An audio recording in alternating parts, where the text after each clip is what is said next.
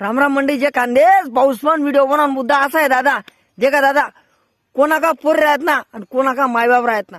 पोरेसले म्हण एकच म्हणणं आहे दादा जे का मायबापने कधी बोलणार ना आपले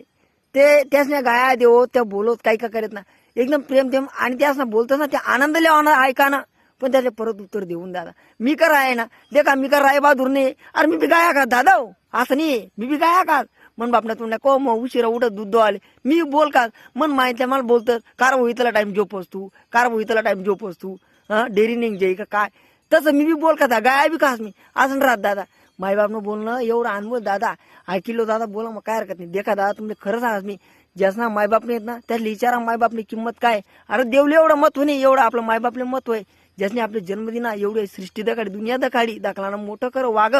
त्यासले माहिती आपल्यासाठी काय कर आणि तीन बाई ना गाया खावा काढे तीन बाई माणूस मरी जावाय रे त्यासने गाया दाया समजी खायलो दादा पण मायबापले बोलू नाही बरं का भो मायबाप म्हणजे गैर अनमूल्य वस्तू आहे दादा ज्यातले मायबापने त्यातली किंमत विचारा तुम्ही मायबाप शेतच काय आणि काही काहीच दाखव मायबाप वागान दुख लागस मग आश्रम आहे कोणता ते वृद्ध शाळा मग आश्रम शाळा मग कडे सोड येतच भाऊ ते काय आपले नाव नाही इरा ना तडे सोड येतात का रे तुम न पोरे तुम्ही माता राहू शकता तुमले तर तडे सोडी देत कसं वाटे तुमले रे हा तुम्ही का तुम्हाला मायबापाला तडे सोडता रे असं करू नका दादा मायबाप शेतच ते सर्व काही शे